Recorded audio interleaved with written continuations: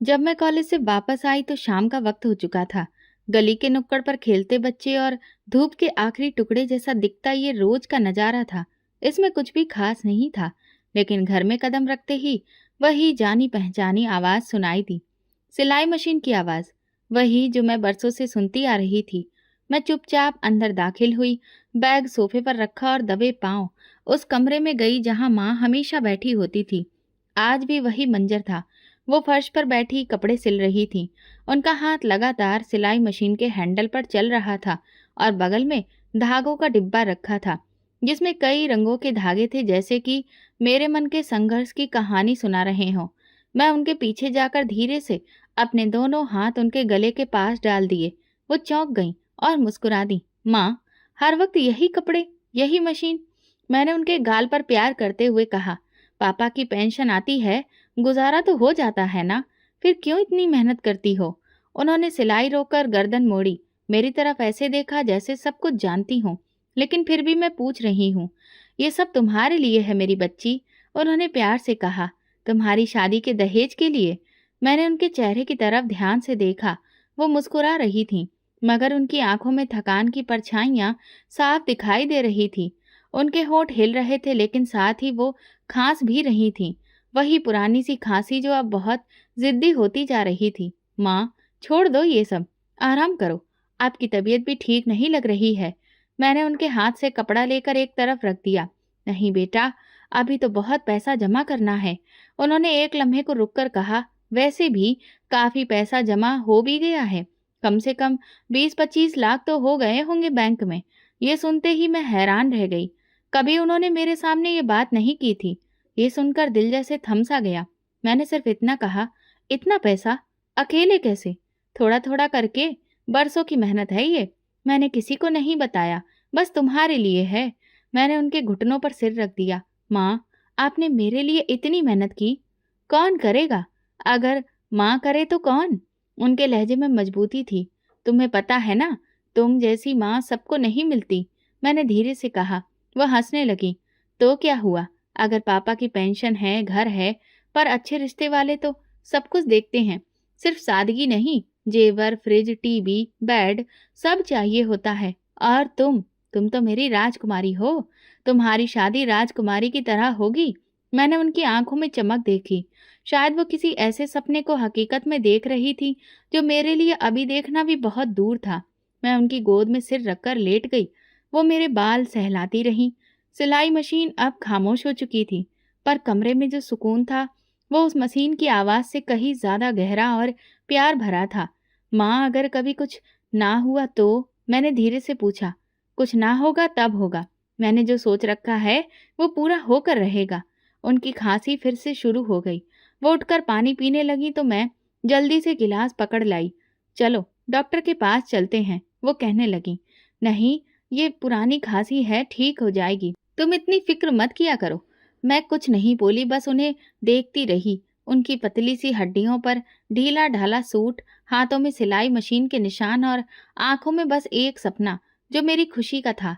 अगले दिन हमेशा की तरह मैं कॉलेज गई थी। वापस आई तो माँ सिलाई मशीन पर काम नहीं कर रही थी, बल्कि किचन में बैठकर चाय पी रही थी।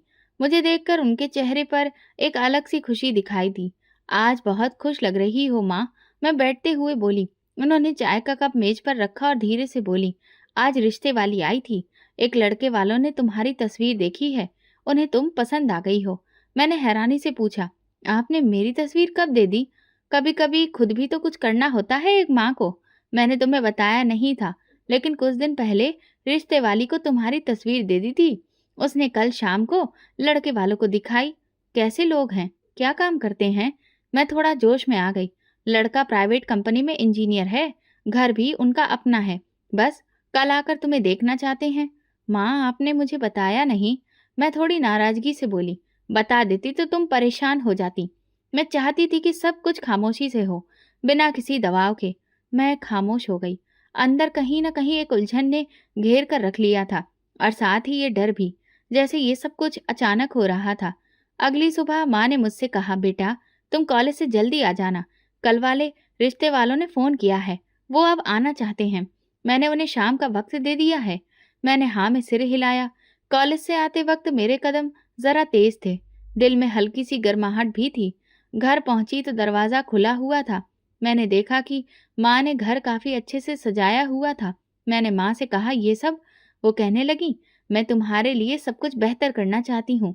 मैंने कहा, माँ, आपने बहुत कर लिया है, अब आप आराम करिए, चाय बनाकर मैं तैयार करती हूँ। वो बोली, नहीं, मैं खुद ही बना लूंगी। उन्होंने जबरदस्ती उठने की कोशिश की, लेकिन जैसे ही वो खड़ी हुई उनका संतुलन बिगड़ गया। मैं तुरंत आगे बढ़ी। माँ, वो मेरे बाजू पर हाथ रखकर रुक गईं। फिर एक लम्हे को उनकी आंखें बंद हो गईं। चेहरा सफेद हो रहा था। माँ, क्या हुआ? मैंने उन्हें बाजू से पकड़कर सहारा दिया। उन्होंने कुछ बोलने की कोशिश की पर उनकी आवाज नहीं निकली।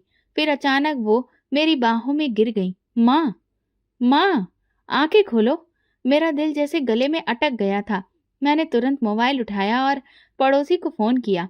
माँ को लेकर मैं अस्पताल की तरफ निकल पड़ी। पूरे रास्ते मैं भगवान से प्रार्थना करती रही कि मेरी माँ को कुछ भी ना हो। उनका सिर मेरी गोद में था और मैं सिर्फ यही कह रही थी, माँ, आप बहुत हिम्मत वाली हैं, आप मेरी माँ हैं, आपको कुछ भी नहीं होगा, आपको मेरे लिए ठीक होना ही होगा। लेकिन जब मैं अस्पताल पहुंची और फिर जो सुना वो मेरे बर्दाश्त से बाहर था। हम माफ़ी चाहते हैं, आपकी माँ का देहांत हो चुका है, उन्हें बहुत भयंकर हार्ट अटैक आया था। डॉक्टर के शब्दों की आवाज़ मुझे सुनाई तो दे रही थी, लेकिन कुछ भी समझ में नहीं आ रहा था। मैं वहीं कुर्सी पर बैठ गई, आंखें बिल्कुल खाली। अस्पताल की रोशनी जैसे मेरी आंखों में चुभने लगी थी। कमरा, डॉक्टर, नर्सें, सब कुछ एक धुंध में बदल गए थे। मुझे याद है मेरी माँ का ठंडा हाथ मेरी उंगलियों में था और मैं सिर्फ उनकी आंखों को देख रही थी, बंद आंखें, जैसे वो कुछ कह रही हों। कितनी अच्छी औरत थी, सारी जिंदगी बस अपनी बेटी के लिए ही जीती रही। मोहल्ले वाले इसी तरह की बातें कर रहे थे और मैं बस खामोश बैठी हुई थी। मेरी आंखों में आंसू नहीं थे, शायद सदमा इतना गहरा था कि आंसू भी अब सूख चुके थे। बस अंदर सब कुछ खाली था। ऐसा लग रहा था जैसे किसी ने मेरे पैरों तले से जमीन खींच ली हो। अर्थी, अंतिम यात्रा, अंतिम संस्कार, सब कुछ एक धुंधलके में गुजर गया। मैं हर पल बस यही सोचती रही कि कल वो मेरे लिए चाय बना रही थी और आज राख में बदल चुकी है। कुछ दिन बीते, रिश्तेदारों में से किसी ने फिर से फोन किया। मैंने फोन नहीं उठाया। भला मैं क्या कहती कि जिनके लिए सब कुछ जमा किया था वो अब नहीं रही, कि अब मेरे पास ना तो माँ है और ना ही कोई सहारा। माँ के जाने के बाद पूरा घर जैसे खामोश हो गया था। दीवारों से उनकी आवाजें आती थीं, कमरों में उनकी महक अभी भी बाकी थी और मैं बस जैसे किसी खाली सन्नाटे में रह गई थी। चुपचाप दिन गुजरते रहे। मोहल्ले की कुछ औरतें आती जाती रहीं, पर कोई ऐसा नहीं था जो माँ की कमी को पूरा कर सके। तीसरे दिन मेरी बुआ आई। उनकी आंखें सूजी हुई थीं, साथ में फूफा जी भी थे। घर में दाखिल होते ही बुआ मुझे गले लगाकर रोने लगी। मेरी बच्ची, तेरी माँ तो सब कुछ तेरे लिए करके गई, पर तुझे अकेला छोड़कर चली गई। अब तो हमारे सिवा तेरा कोई नहीं है, इसीलिए अब यहाँ रहने का कोई फायदा नहीं है। अब हमारे साथ चल, आखिर तेरे अपने बस हम ही तो हैं। मैंने सब सुना, लेकिन खामोश पड़ी रही। ना मैं इनकार कर सकी और ना ही हाँ कह सकी। बस ये समझने की कोशिश कर रही थी कि अब जिंदगी कहाँ लेकर जाएगी। बुआ ने कमरे का एक चक्कर लगाया, फिर बोली, ये घर भी अब वीरान हो गया है, इसीलिए तो कह रही हूँ कि अकेली लड़की यहाँ कैसे रहेगी। फिर अगले ही दिन फूफा जी मुझे अपने घर ले आए। सादा सा मोहल्ला, छोटा सा घर, लेकिन अब मुझे एक छत मिल गई थी। शुरू के दिन कुछ अजीब से गुजरे। बुआ मुझे हर वक्त गले लगाकर कहती, तुम हमारी बेटी जैसी हो, अब तुम्हें किसी भी चीज़ की फिक्र करने की ज़रूरत नहीं है। मैं हर रात माँ की तस्वीर देखकर सोती और दिल ही दिल में उनसे कहती, माँ, मुझे समझ में नहीं आ रहा कि आगे क्या होगा, लेकिन मैं समझने की कोशिश कर रही हूँ। एक शाम जब सब लोग खाना खा चुके थे, बुआ बर्तन समेट रही थी और मैं किचन में उनकी मदद कर रही थी। अचानक उन्होंने पूछा, बेटा, तुम्हारी माँ कुछ पैसे वगैरह छोड़ गई थी? मैंने धीरे से जवाब दिया, हाँ बुआ, माँ ने बताया था कि तकरीबन 25 लाख रुपए बैंक में जमा हैं। वो सब मेरी शादी के लिए उन्होंने जमा कर रखे थे। बुआ के हाथ रुक गए। बर्तन वहीं छोड़कर वो मुड़ी और मुझसे कहा, इतनी बड़ी रकम, तुम्हें पता है ये रकम तो किसी की पूरी जिंदगी की कमाई होती है। मैंने हाँ में सिर हिला दिया। जी माँ, बहुत मेहनत करती थी, वो चाहती थी कि मेरी शादी अच्छे घर में हो। वो कुछ देर चुप रही, फिर बोली, चलो ऐसा करते हैं, कल बैंक चलते हैं, उन पैसों का ठीक-ठाक बंदोबस्त कर लेते हैं ताकि वक्त पर काम आए। तुम्हें रिश्ते के लिए भी तो कुछ तैयारी करनी होगी। मेरे दिल में हल्का सा कुछ खटका सा महसूस हुआ, पर मैंने उसे नजरअंदाज कर दिया। सोचा बुआ बड़ी हैं, उन पर भरोसा तो करना ही पड़ेगा ना। अगले दिन हम बैंक गए। मेरे पास माँ की पासबुक थी और माँ का मृत्यु प्रमाण पत्र भी, जो बैंक में स्टाफ को माँ की मृत्यु की सूचना देने और पूरी रकम निकलवाने के लिए जरूरी था। जब मैंने सारी प्रक्रिया पूरी कर ली तो मुझे एक नया अकाउंट खुलवाने के लिए कहा गया, लेकिन बुआ ने मेरा हाथ पकड़कर कहा, नहीं, ऐसा करो कि ये सारी रकम तुम मेरे अकाउंट में डाल दो। घर जाकर हम सब कुछ समझ लेंगे। ये सुनकर मैं थोड़ा हिचकिचाई, लेकिन उन्होंने मजबूत लहजे में कहा, देखो तुम अब अकेली हो, अगर तुम्हारे साथ कुछ भी हो गया तो फिर ये पैसे कहाँ जाएंगे। मैं तुम्हारी बड़ी हूँ, तुम्हें मुझ पर भरोसा करना चाहिए। मैं सच में उलझन में पड़ गई थी, समझ नहीं आ रहा था कि क्या करूं। वैसे बुआ की बात ठीक थी कि रकम बहुत बड़ी थी और जिम्मेदारी भी। और फिर मैंने सारे पैसे उनके अकाउंट में जमा करवा दिए। फॉर्म पर जब मैं दस्तखत कर रही थी तो मेरे दिल में एक अजीब सी बेचैनी थी, लेकिन फिर भी मैंने खुद को समझा लिया। ये मेरे पिता की बहन है, भला ये मेरे साथ कुछ गलत क्यों करेंगी। घर जाकर बुआ ने तुरंत मेरे लिए चाय बनाई और नाश्ता तैयार किया। फिर मुझे सामने बिठाकर बोली, अब हम तुम्हारी शादी की तैयारी बहुत अच्छे से करेंगे। तुम्हारी माँ की आखिरी इच्छा थी कि तुम्हें अच्छे घर में विदा किया जाए। मैं हल्की सी मुस्कुराहट के साथ उनकी इस बात का शुक्रिया अदा किया, लेकिन फिर भी मेरा दिल पूरी तरह से निश्चिंत नहीं था। बुआ के बर्ताव में कुछ बदलाव सा लग रहा था, जैसे अब वो ज्यादा ही औपचारिक हो गई थीं। धीरे धीरे 2 हफ्ते गुजर चुके थे। बुआ के घर में मेरी मौजूदगी अब रोजमर्रा का हिस्सा बन चुकी थी। सुबह नाश्ता, दोपहर में उनके काम में हाथ बटाना और शाम को खामोशी से अपने कमरे में बैठे रहना। मेरा दिल कई बार बेचैन होता, लेकिन हालात ने मुझे खामोश रहने पर मजबूर कर दिया था। एक शाम जब हम सब लोग बैठे थे और खाने के बाद चाय पी रहे थे, बुआ ने अचानक से बात छेड़ी, रश्मि, मैं उन लड़के वालों से बात की थी जिन्होंने तुम्हें देखने के लिए कहा था। मैंने जैसे ही उनकी बात पर ध्यान दिया, मेरे हाथ में जो चाय का कप था वो हाथ से छूटते छूटते बचा। तो फिर क्या कहा उन्होंने? मैंने पूछा। बुआ बोली, उन्होंने तो हाँ ही की थी, लेकिन मैंने ही इनकार कर दिया। ये सुनते ही मेरे अंदर एक सन्नाटा सा छा गया। इनकार? लेकिन क्यों? बुआ ने चाय की एक घूंट ली, फिर अपने अजीब से अंदाज में बोली, अरे तुम्हें नहीं पता उस लड़के के बारे में? मैंने खुद से पता करवाया था, तो मुझे पता चला कि वो लड़का तो आए दिन नशा करता है। अब तुम ही बताओ, ऐसे घर में भला मैं तुम्हें कैसे दे सकती हूँ। ये सुनते ही मैं गहरी सोच में पड़ गई। मुझे ऐसा लगा जैसे किसी ने अंदर से मुझे बिल्कुल खाली कर दिया हो।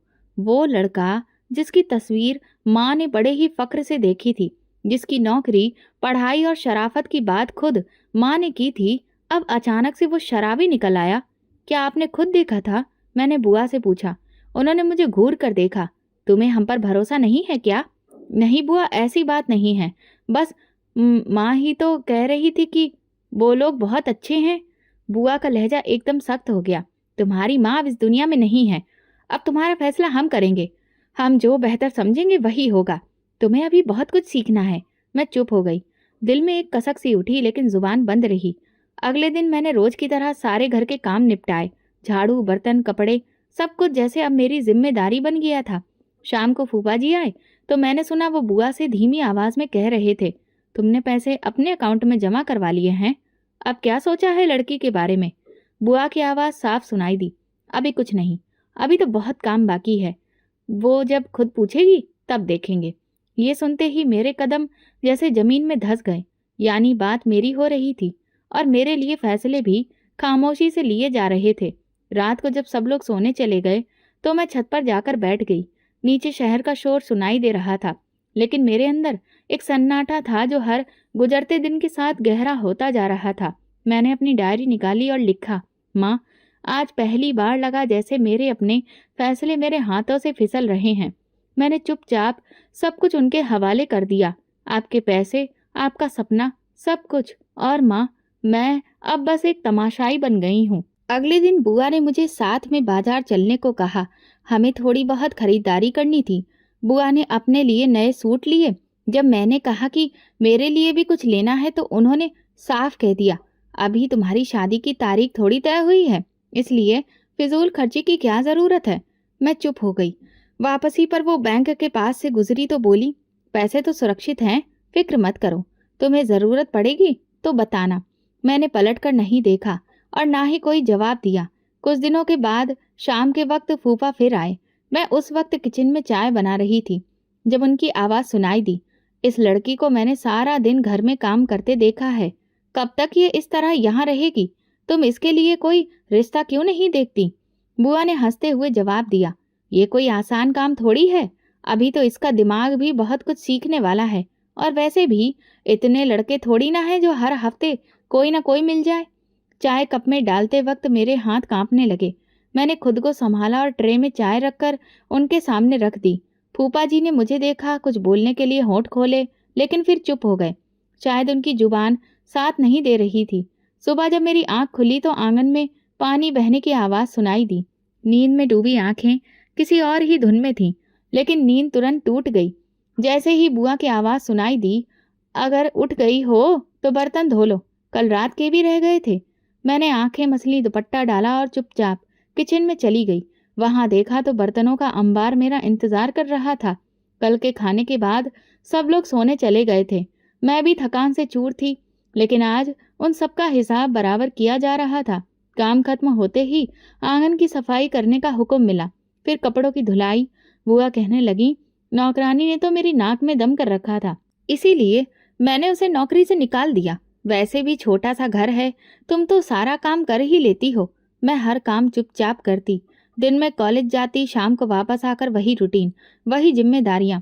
शुरू शुरू में बुआ कहती थी, बेटा तुम बहुत समझदार हो, तुम्हारे बस की बात है। फिर धीरे धीरे उनके जुमले बदलने लगे, अब ये सब तुम ही करोगी, हमसे नहीं होता। वो बच्ची है, उसे आराम भी करने दिया करो। लेकिन बुआ का जवाब हमेशा यही होता, जब अपने घर जाएगी तब आराम कर लेगी, यहाँ तो जो है वो करना ही है। एक दिन शाम को जब मैं कॉलेज से वापस आ रही थी, मोहल्ले की एक औरत रुकी। उनके साथ में एक और औरत थी, शायद वो रिश्ता करवाने वाली थी। उन्होंने कहा, बेटी तुम बहुत खूबसूरत हो, बहुत शरीफ भी लगती हो, अगर इजाजत हो तो एक रिश्ता दिखाऊं, लड़का बैंक में नौकरी करता है। मैं खामोश रही।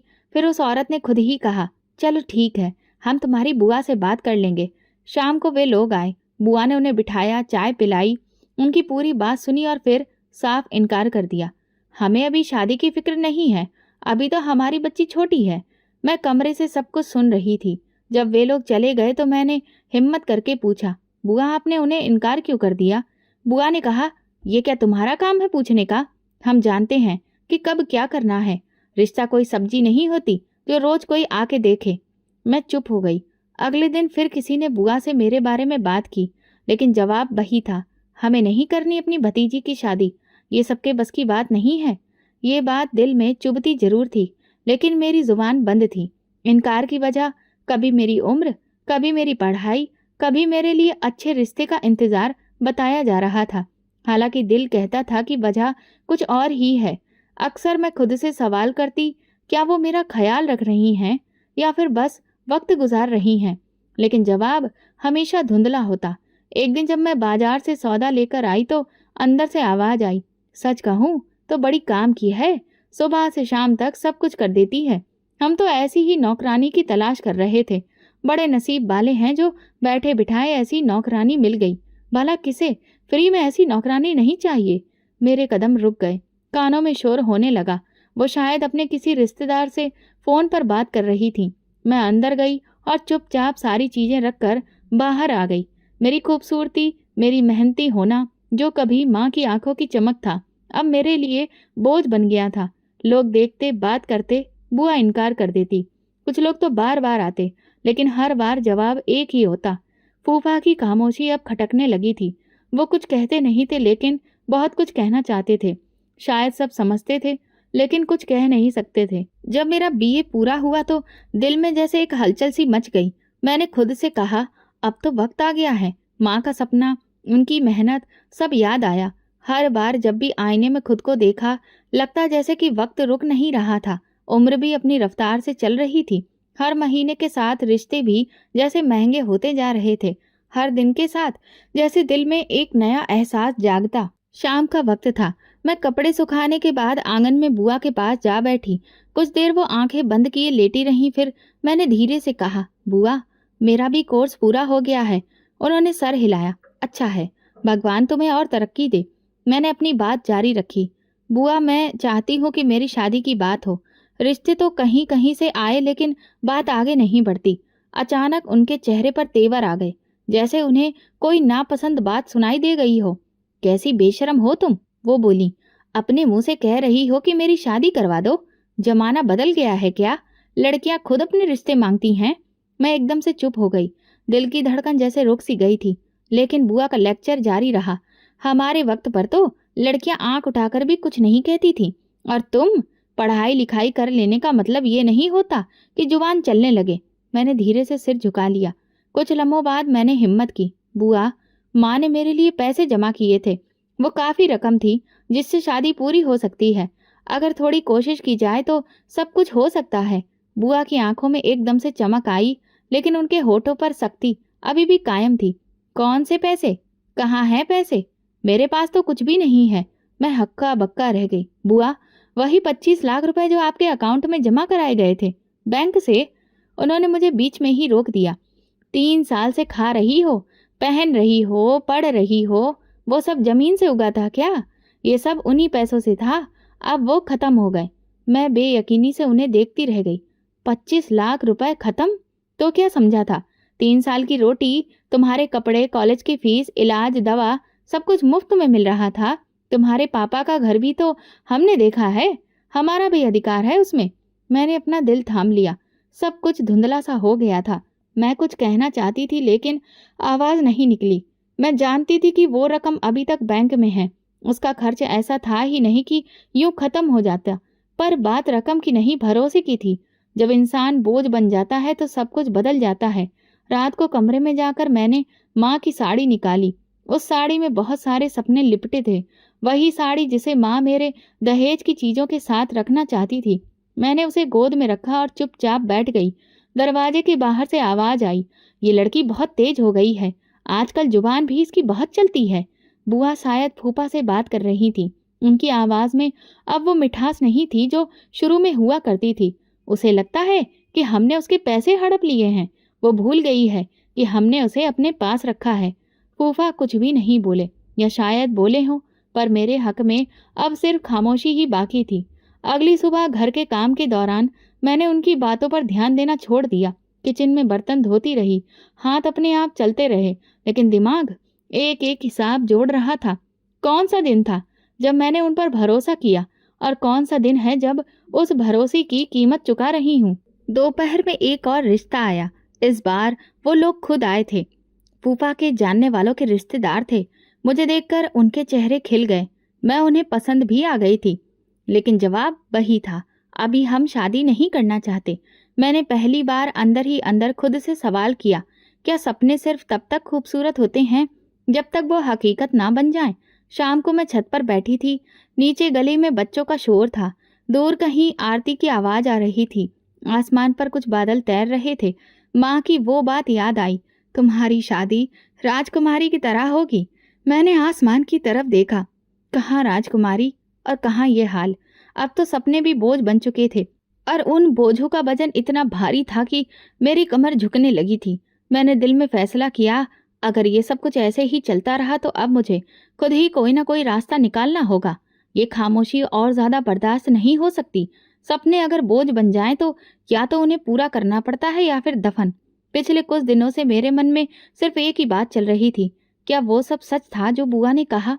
क्या सच में वो 25 लाख रुपए खत्म हो गए हैं?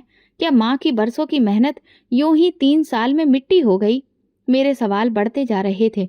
सुबह जब मैं बचे हुए बर्तन धो रही थी तो मुझे एक ख्याल आया। मैं किचन से निकलकर धीरे से कमरे में रखे पुराने बैग से बैंक की रसीदें निकाल लाई।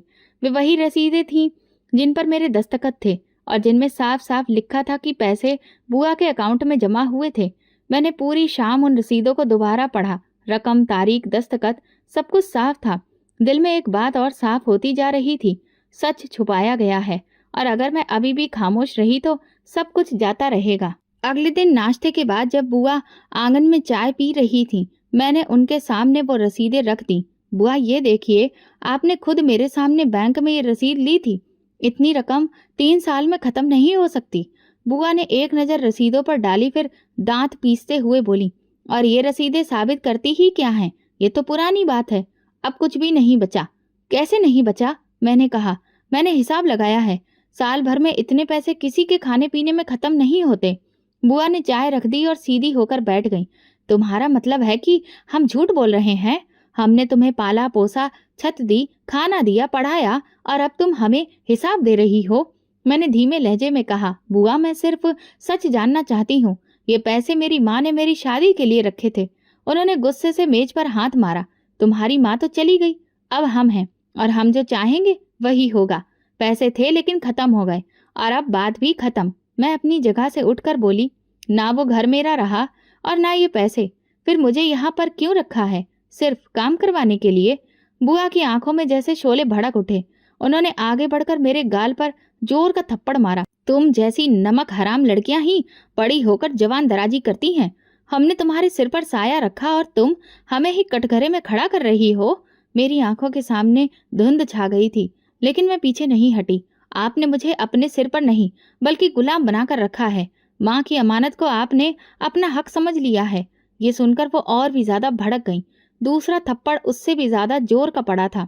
मेरी आंखों से आंसू टपक पड़े, लेकिन जुबान पर अभी भी कोई कपकपाहट नहीं थी। फूफा कमरे से निकले और चिल्लाकर बोले, ये क्या तमाशा लगा रखा है? बुआ ने उनकी तरफ देखा। ये हमें चोर कह रही है, हम पर इल्जाम लगा रही है। मैं फूफा जी की तरफ देखकर बोली, आप सब कुछ जानते हैं, प्लीज सच बोलिए।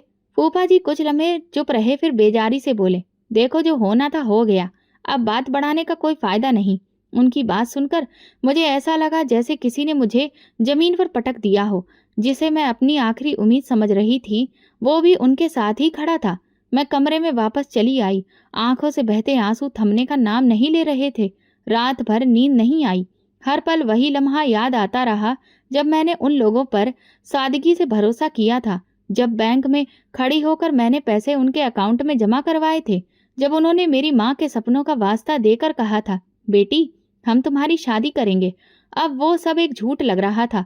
मुझे सिर्फ इस्तेमाल किया गया था, सपने दिखाकर, वादे करके, और आखिर में मुझे मेरी ही अमानत से बेदखल कर दिया गया था। सुबह हुई तो दरवाजे के बाहर दो औरतें बात कर रही थीं।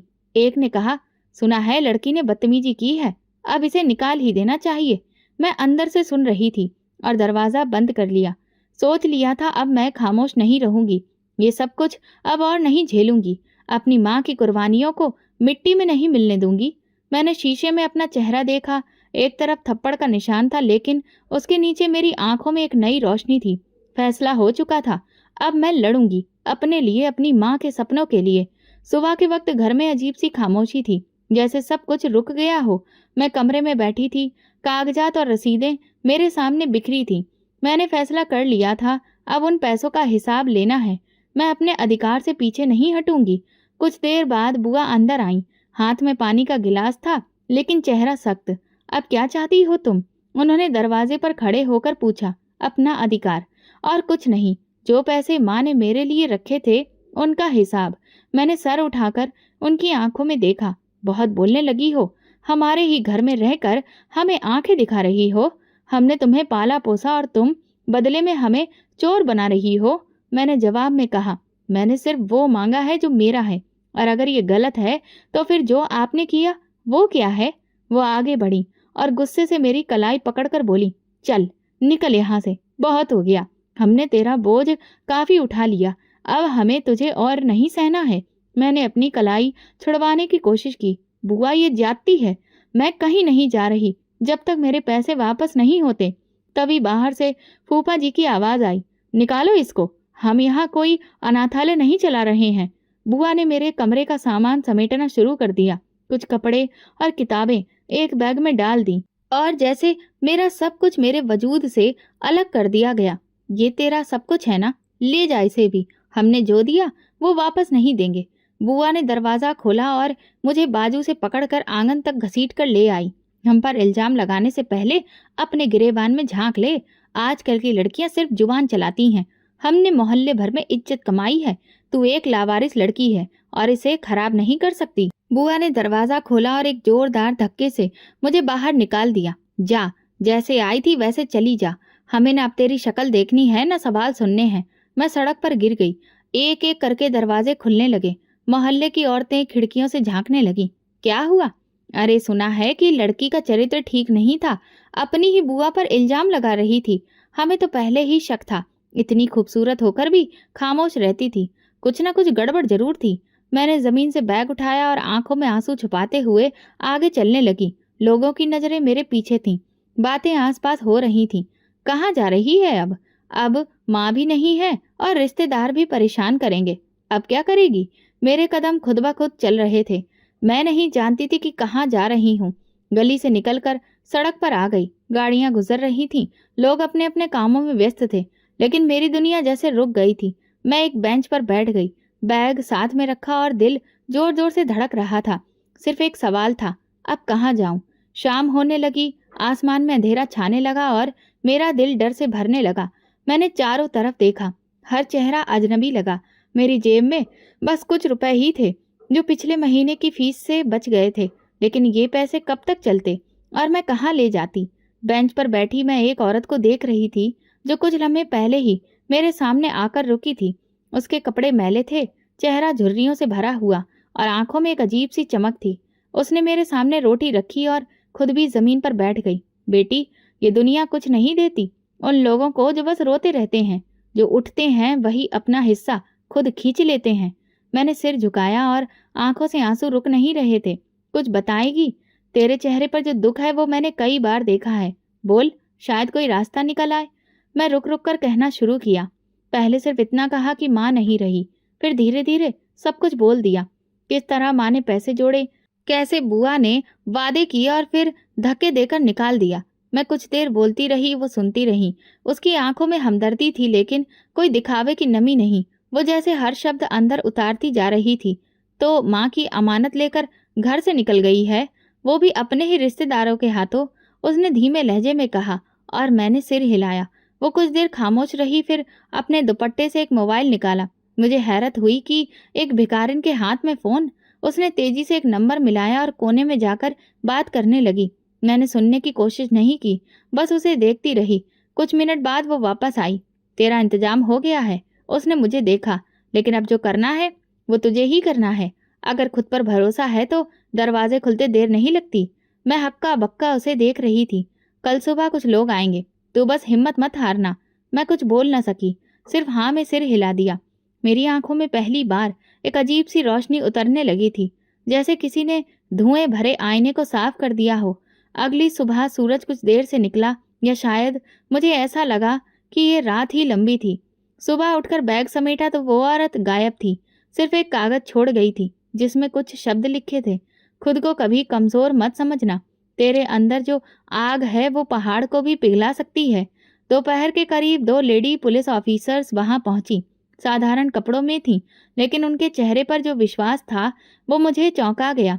उनमें से एक ने कहा, तुम्हारा नाम रश्मि है? मैंने सिर हिलाया। चलो हमारे साथ, हमें सब पता है। तुम्हारी बात हम तक पहुंच चुकी है। मैं थोड़ा झिझकते हुए बोली, कहाँ ले जा रही हैं आप लोग? दूसरी ने मुस्कुराकर कहा, तुम्हें वहीं ले जा रहे हैं जहां तुम जैसी लड़कियां अपने हक के लिए लड़ना सीखती हैं। तुम्हारी पुलिस ट्रेनिंग शुरू होने वाली है और सारे खर्चे हम उठाएंगे। ये सुनकर मैं जैसे सुन्न हो गई। मगर मैं पुलिस? उन्होंने मेरे कंधे पर हाथ रखा। तुम्हारी पढ़ाई है, तुम्हारा जज्बा है, और तुम्हारे साथ जुल्म हुआ है। अब तुम्हें खुद को मजबूत बनाना है। तुम सिर्फ एक केस नहीं हो, तुम एक मिसाल बन सकती हो। रास्ते भर मेरे मन में वही औरत घूमती रही जिसे मैं भिखारिन समझ बैठी थी। वो शायद कोई आम औरत नहीं थी, शायद किसी डिपार्टमेंट या किसी खास मिशन की अफसर थी। लेकिन उनकी आंखों में जो चमक थी वो सच थी, जैसे वो जानती हो कि मैं खुद को गिरने नहीं दूंगी।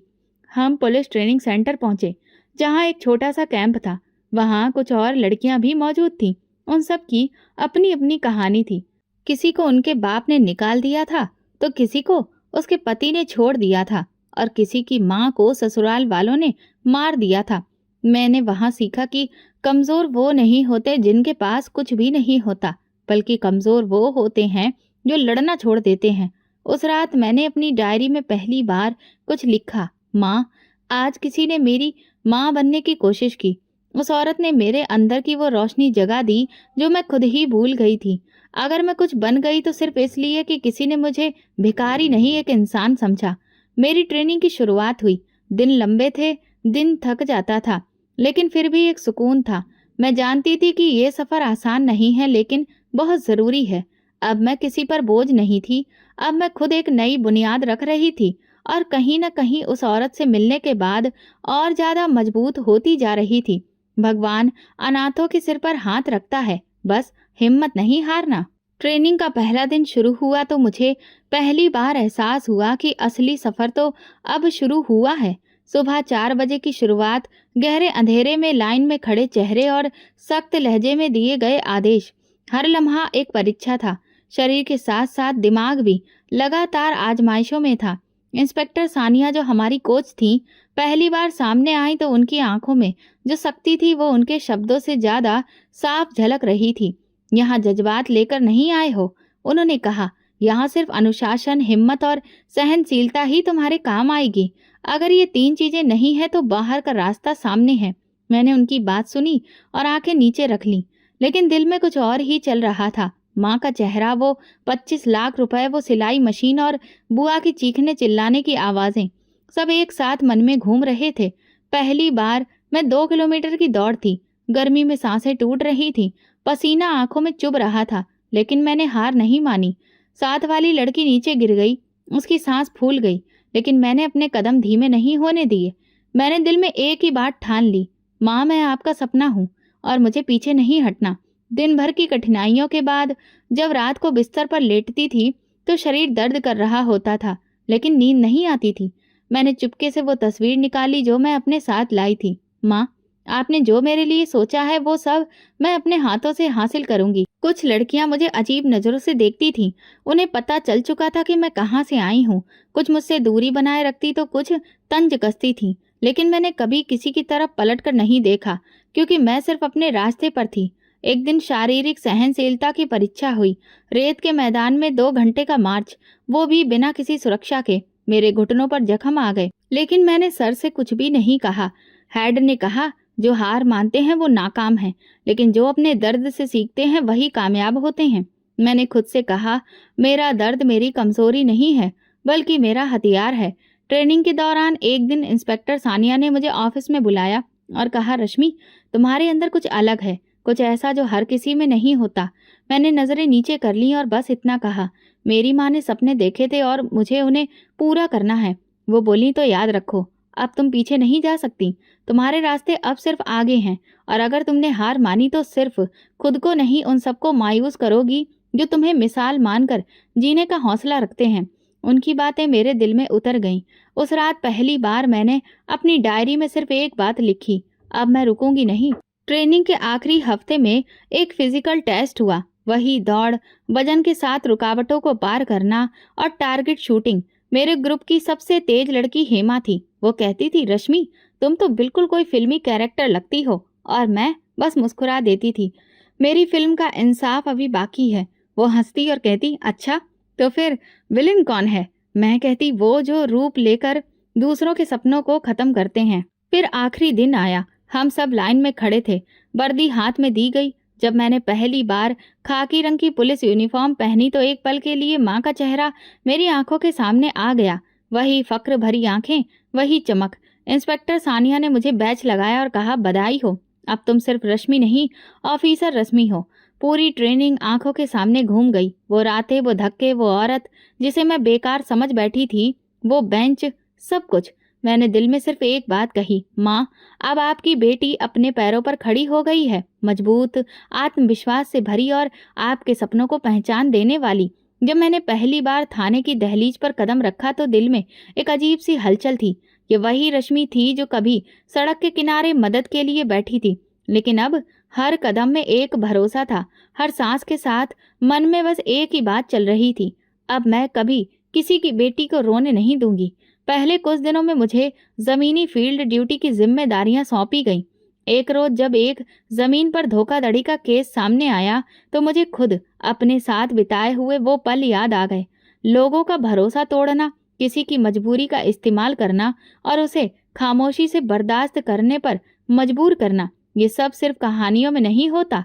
मैं ये सब खुद जी चुकी हूँ। उसी रात मैंने पुराने दस्तावेज निकाले, वही रसीदें, वही माँ का बैंक स्टेटमेंट, सब कुछ जो मैंने कभी छुपा कर रखा था अब वक्त आ चुका था। अगले दिन मैंने कोर्ट जाकर एक साधारण सी फाइल तैयार करवाई जिसमें धोखाधड़ी और जायदाद पर कब्जे का आरोप दर्ज था। नाम दर्ज किए गए मेरी बुआ और फूफा के, लेकिन जैसे ही केस दर्ज किया अंदर से एक बोझ उतर गया। ऐसा महसूस हुआ जैसे बरसों बाद किसी ने मेरी आवाज सुनी हो। आपको यकीन है कि आप ये कार्रवाई करना चाहती हैं? इन्वेस्टिगेशन ऑफिसर ने पूछा। जी, ये मेरा सिर्फ निजी नहीं, कानूनी फैसला भी है, मैंने साफ शब्दों में कहा। फाइल आगे बढ़ाई गई और कुछ ही दिनों बाद उन्हें कोर्ट से नोटिस जारी हो गया, लेकिन बुआ की प्रतिक्रिया वही थी जो हमेशा रही, इनकार करना और ये कहना कि उन पर झूठा इल्जाम लगाया गया है। हमने इस लड़की को पाला और अब यही हमें पुलिस बुलवा कर बदनाम कर रही है। उनकी ये बात रिकॉर्ड पर दर्ज थी, जो अब सबूत बन चुकी थी। अदालत का पहला दिन आया। मैं वर्दी में नहीं, एक सामान्य सलवार सूट में कोर्ट पहुंची, लेकिन चेहरे पर गर्व था। वकील ने औपचारिक सवाल पूछे। आपके पास क्या सबूत है कि रकम उनके अकाउंट में जमा हुई थी? मैंने बैंक की स्टाम्प लंगी रसीद पेश की जो 3 साल पहले उनके खाते में रकम जमा करने पर मिली थी।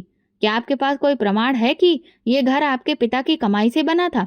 मैंने पापा के ऑफिस का वो लेटर पेश किया जिसमें उन्हें इस मकान का मालिकाना हक और प्लॉट अलॉट होने की पुष्टि थी।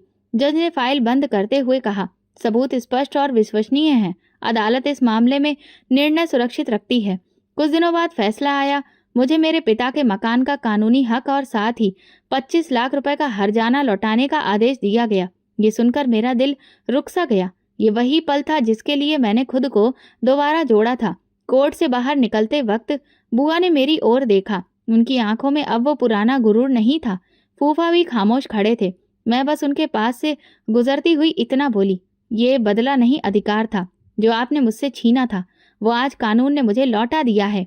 इसके बाद मैं सीधे उस घर के दरवाजे पर पहुंची जहां मेरा बचपन बीता था। दरवाजा खोला, आंगन वैसा ही था, लेकिन खामोशी कुछ बदल चुकी थी। कमरे की दीवारों पर अभी भी माँ की सिलाई मशीन के निशान बाकी थे। मैंने आसमान की ओर देखकर बस इतना कहा, माँ, आपकी बेटी ने अपना वादा पूरा कर दिया है। आपके सपने को मैंने इंसाफ की रोशनी में बदल दिया। उस रात ऐसा महसूस हो रहा था जैसे सब कुछ अपनी जगह पर लौट आया हो। कुछ दिन बाद वो औरत जिसे मैं पहली बार सड़क पर मिली थी दोबारा मिली। इस बार उसका चेहरा साफ था और कपड़े सलीके से थे। मैंने तुमसे कहा था ना कि हिम्मत मत हारना, मैं मुस्कुराकर बोली। आपने मेरे लिए जो किया मैं उसे जिंदगी भर नहीं भूलूंगी। उसने मेरा हाथ पकड़ा और कहा, अब तुम दूसरों के लिए वो रोशनी बनो जो तुम्हें रास्ता दिखा गई थी। मैंने सिर हिलाया। अब जो कुछ भी था वो मेरा था और अब जो मैं बन चुकी थी वो बहुत सी लड़कियों के लिए उम्मीद का चिराग बनने वाला था। वो दिन गर्म था मगर मेरे चेहरे पर सुकून था। थाने में मेरी ड्यूटी सुबह 7 बजे से शुरू होती थी। अब मेरी पहचान थी, मेरी वर्दी, मेरा बैच, मेरी सजा। कुछ अफसर मुझे सैल्यूट करते थे और कुछ मेरी राय लेने में हिचकते नहीं थे। मैं जानती थी कि जो फैसला मैंने अपनी माँ के नाम पर लिया था वो अब मेरी इज्जत और पहचान बन चुका था। दोपहर को खबर मिली कि थाने के बाहर 2 मेहमान मेरा इंतजार कर रहे हैं। मैं जैसे ही बाहर निकली, सामने वही 2 चेहरे खड़े थे, बुआ और फूफा। ना चेहरे पर पुराना गुरूर था, न गुस्सा, बस एक शर्मिंदगी थी जो बरसों बाद सच का आईना देखने के बाद आती है। क्या अंदर आना चाहेंगी? मैंने औपचारिकता से पूछा। बुआ ने नजर झुकाकर कहा, हम बस तुमसे मिलने आए थे। मैंने सिर हिलाया और फिर उन्हें अंदर बुला लिया। हम ऑफिस में आमने सामने बैठे हुए थे। कुछ पल खामोशी में गुजरे। फिर बुआ ने कहा, हमें अंदाजा नहीं था कि तुम यहाँ तक पहुँच जाओगी। हमसे गलती हुई, बहुत बड़ी गलती। हम शर्मिंदा हैं। मैंने सब सुना और फिर नरमी से कहा, वक्त के साथ हर इंसान बदल सकता है, लेकिन कुछ फैसले कभी मिटते नहीं। आपने जो किया वही मेरी जिंदगी की नींव बना, इसीलिए मैं शिकायत नहीं करती। बुआ ने धीरे से पूछा, अब तुम खुश हो? मैंने पहली बार मुस्कुराकर कहा, बहुत, और सुकून में भी। वो दोनों इजाजत लेकर जाने लगे तो मैंने बस इतना कहा, शायद भगवान ने आपको मेरी जिंदगी में एक वजह से भेजा था और मैंने वो वजह पहचान ली है।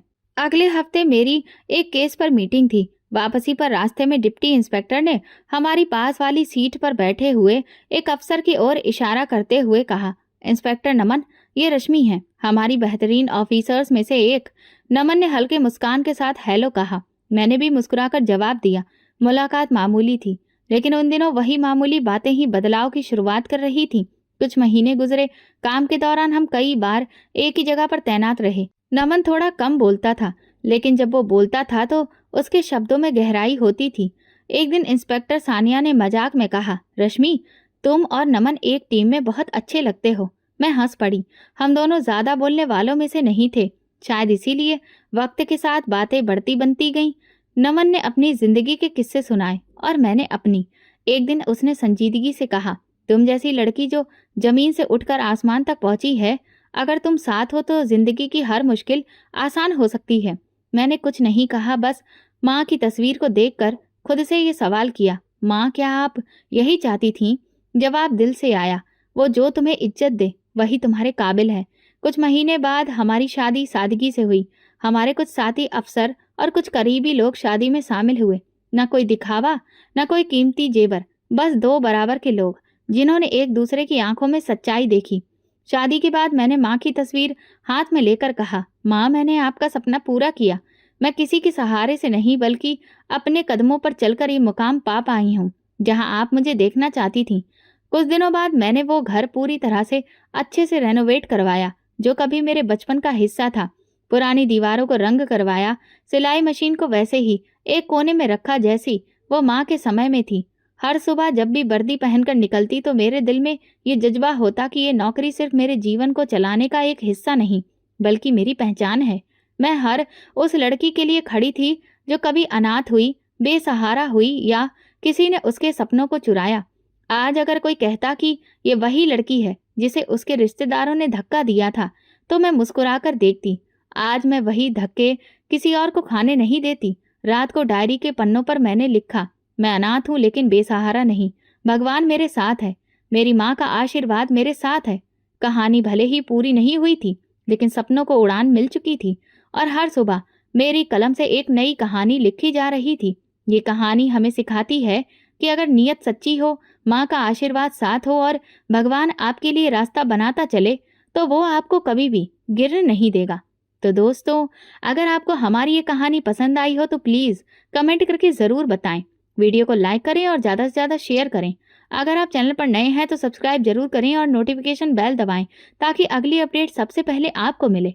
धन्यवाद।